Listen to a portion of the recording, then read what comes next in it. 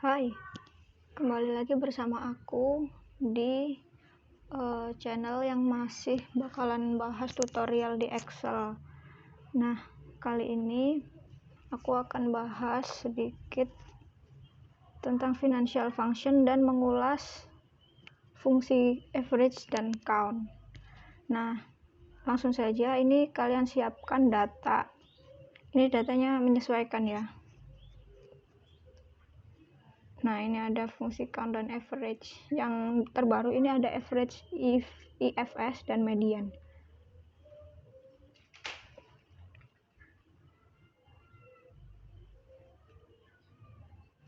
Langsung saja kita ke fungsi average.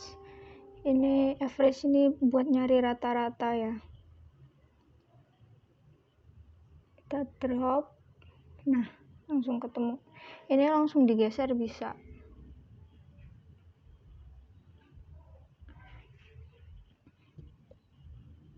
Kita jadiin 2 angka di belakang koma. Next ke average if. Ini tuh nyari rata-rata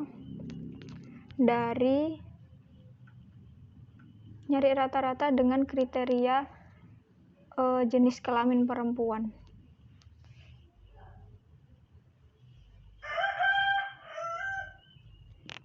Nah, kita masukkan perempuan, tapi kalau kalian mau jenis kelamin pakai yang laki-laki ya tinggal ganti aja laki-laki.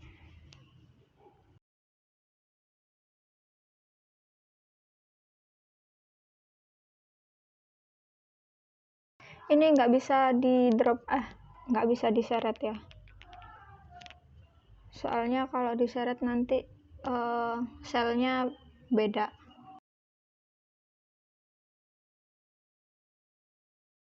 Kita tulis dulu menghitung nilai rata-rata mahasiswi.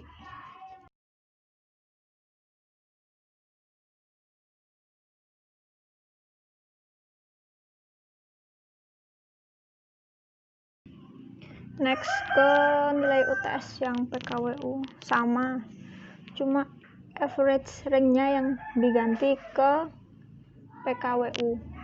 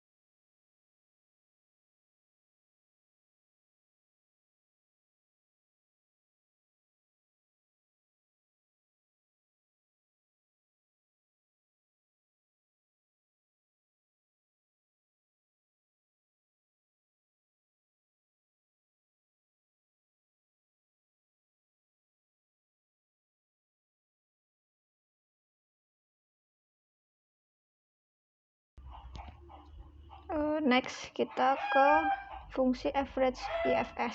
Ini tuh digunain buat nyari rata-rata dengan kriteria yang lebih dari satu.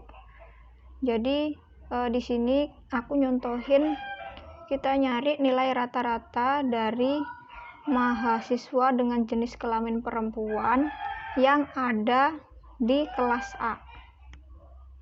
Nah, kriteria rank yang pertama kita gunain kelas, terus masukin kelas A. Terus yang kedua kita gunain yang jenis kelamin. Ini aku pakai yang perempuan. Terserah kalian mau ngasih yang perempuan ataupun laki-laki, sama aja, tinggal ganti di kriteria 2.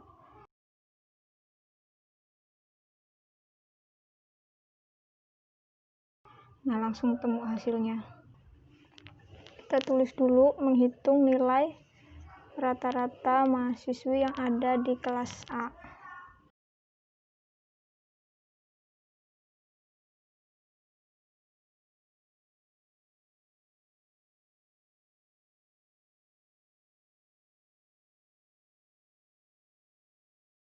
Nah, ini kita harus masukin rumus satu-satu ya, nggak bisa langsung digeser.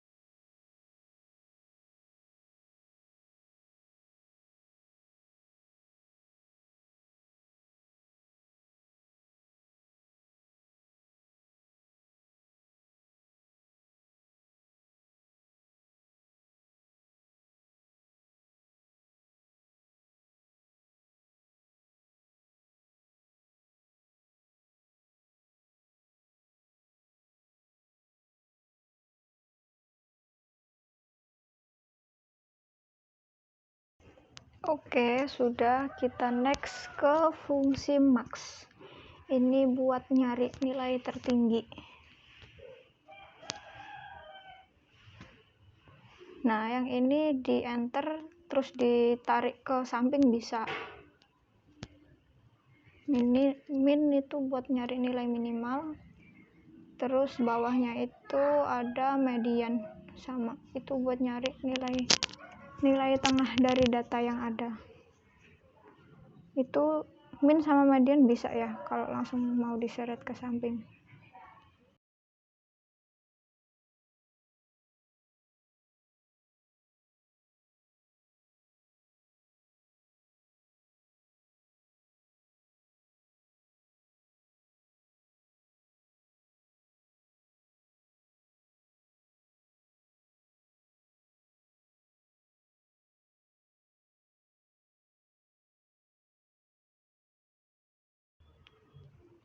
Oke, kita next ke fungsi count.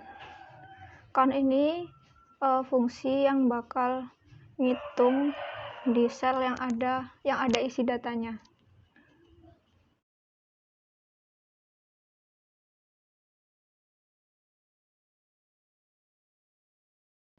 Nah, dari D5 sampai F5 kan ada 2 data yang terisi, jadi countnya isinya 2. Next, count A ini tuh sama, cuma dia bisa baca sel yang berisi enggak cuma angka aja, dia bisa baca sel yang isinya teks.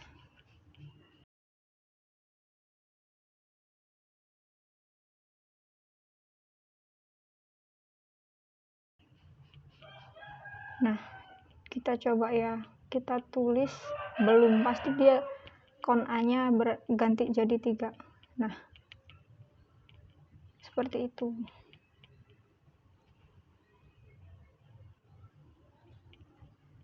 Itu bedanya count A sama count biasa.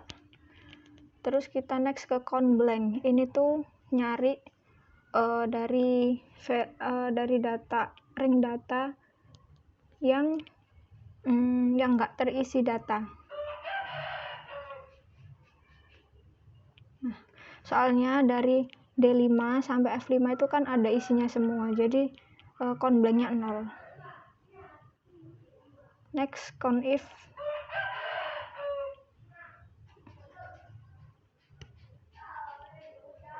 Kita cari rank yang isinya lebih gede daripada 80.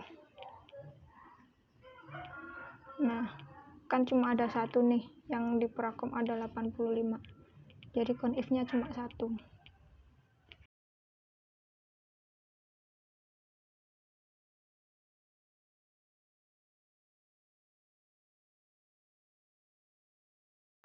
Next, nah kita masuk ke financial function. Nah, di sini aku bakalan bahas ada 4 financial function. Yang pertama, kita masuk ke fungsi rate atau suku bunga. Next, langsung ke contoh soal. Dora meminjam uang ke bank sebanyak 100 juta dolar dengan membayar angsuran setiap bulan 1 juta dolar selama 10 tahun. Nah, berapakah suku bunga pinjaman Dora?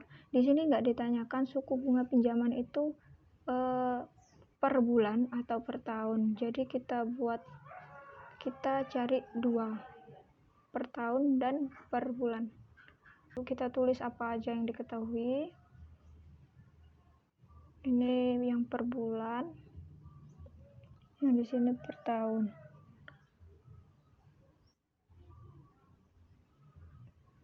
Nah, periode angsurannya di soal kan tertulis 10 tahun, berhubung ini bulan, jadi kita kalikan 12.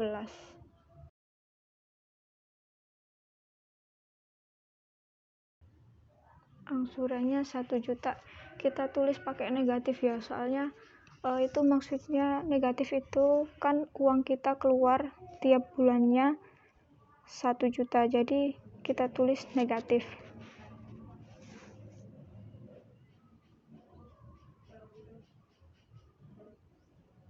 ini 10. Nah, ini juga kasih negatif.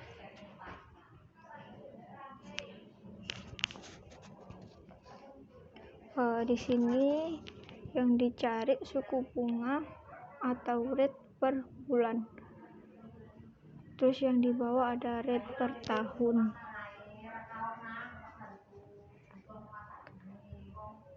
Fungsinya rate. Nah, N/nya itu periode angsuran. Terus PMT itu periodic payment for an annuity. Itu tuh cicilan yang dibayar tiap bulan. Nah, ini EV-nya 0 aja, soalnya kan nggak diketahui. Terus tab-nya 0 karena ada jatuh tempo yang harus kita bayar, jadi pakai 0 aja.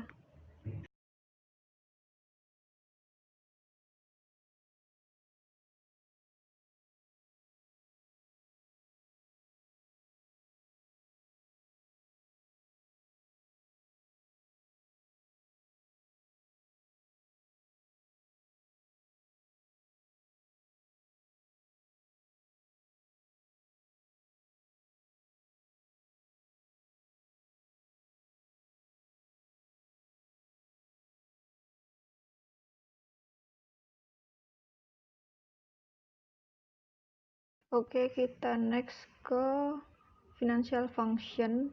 Yang kedua ada IRR, internal rate of return.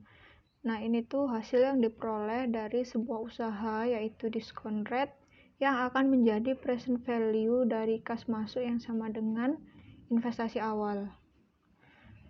Kita langsung ke contoh soal.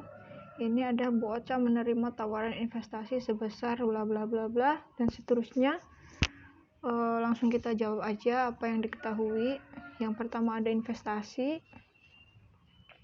yang kedua ada income tahun ke ini kan ada 5 tahun, jadi ada 5 kolom ya.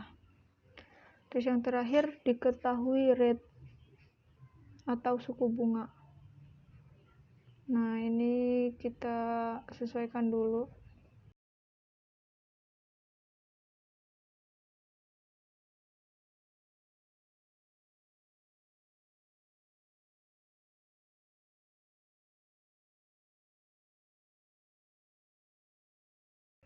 Nah, investasinya kan sebesar $100.000. Ini kita kasih negatif soalnya kita investasi di awal, jadi bayar dulu. Dan itu uang yang kita keluarkan di awal. Ini kita ganti jadi accounting. Terus income tahun pertama ada $5.000. Kita tulis 5.000. Next ada $30.000. Masukkan aja sesuai dengan soal sampai ke rate ada 17%.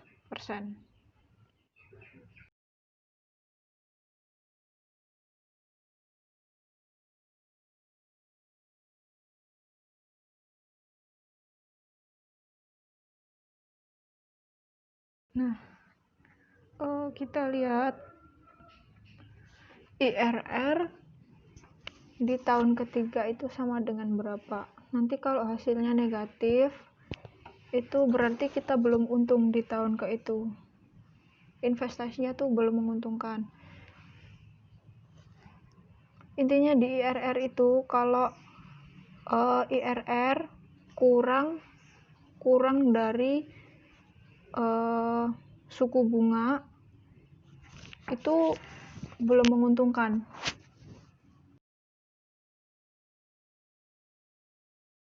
Nah, ini kan negatif hasilnya. Jadi kita tuh di tahun ketiga tuh investasinya belum untung. Kita coba ke tahun keempat.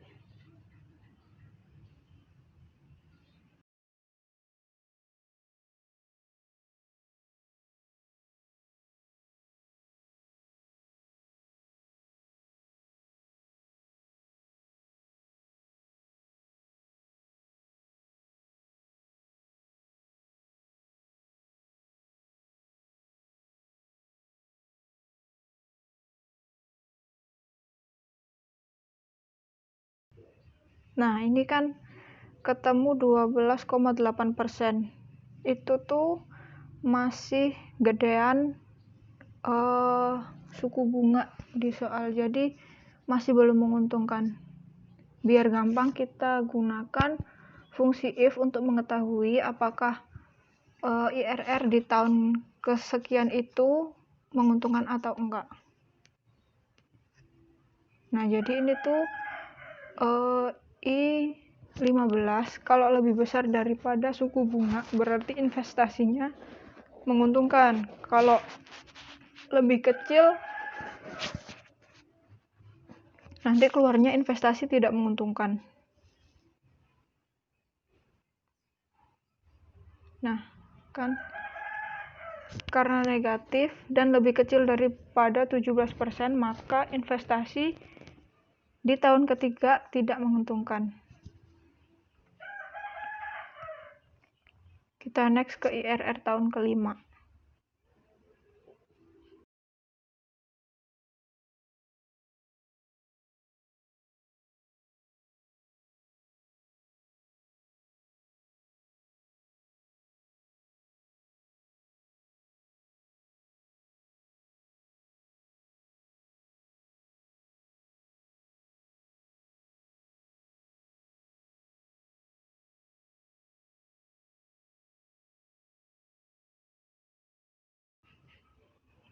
Kita tarik. Nah, ini kenapa di tahun keempat kok bisa menguntungkan padahal dia lebih kecil. Soalnya tadi ditarik, jadi kolomnya juga ikut bergeser. Nah, kita benerin dulu. Ini tuh N13. Nah, investasi tidak menguntungkan. Kalau tadi kan kedeteknya di N14 kosong, makanya investasi menguntungkan. Nah, ini udah bener. Oh, belum. 13. Nah, investasi menguntungkan. Jadi, investasi kita tuh bakalan untung kalau kita udah berinvestasi selama minimal 5 tahun.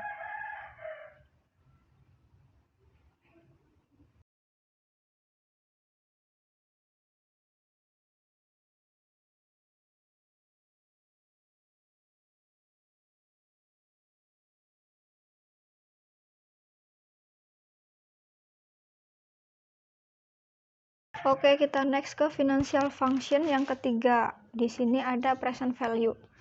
Jadi present value itu nilai uang saat ini dari nilai uang masa mendatang yang kemudian didiskontokan sesuai tingkat diskonto yang berlaku. Nah, kita langsung ke contoh soal. Ini contoh soalnya menyesuaikan aja ya.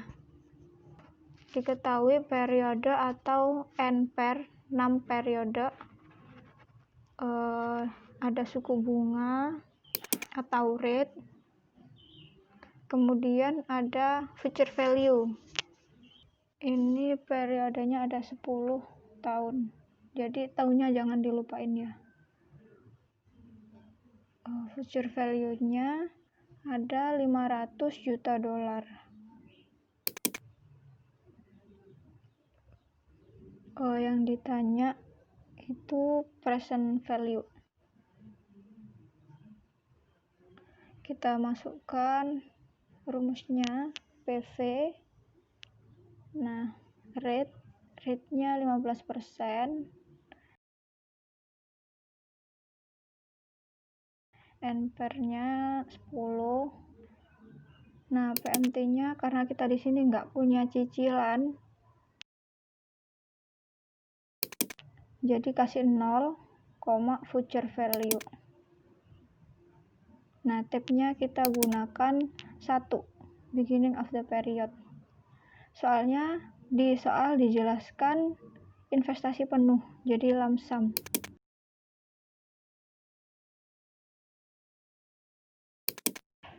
Nah, ini kan keluar warna merah dalam kurung, itu berarti uang yang bakalan kita keluarin itu sejumlah sekian. Kita next ke future value. Nah, future value sendiri merupakan jumlah investasi yang dilakukan sekarang yang akan tumbuh seiring waktu. Kita next ke contoh soal. Diketahui PV ada, periode, terus ada rate, suku bunga. Present value-nya ada 300 juta dolar.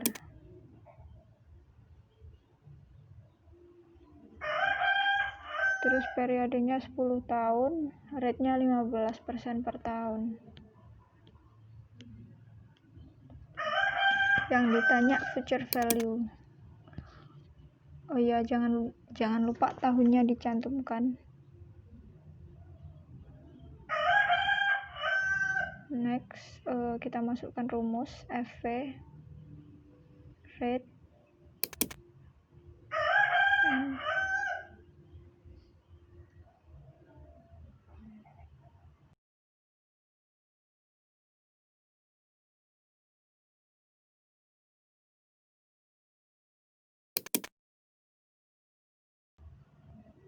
Oh iya, kelupaan. Ini present value-nya tuh harus kita kasih negatif.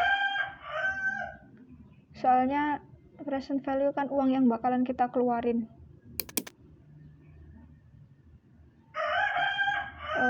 Next, masukkan rumusnya.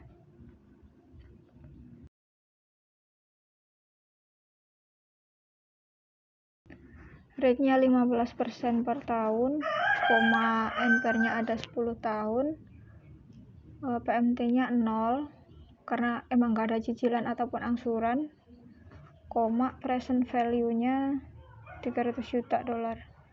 Ini sama ya beginning of period, soalnya lump sum. Nah, mungkin itu. Terima kasih udah nonton. Kita ketemu lagi di tutorial selanjutnya.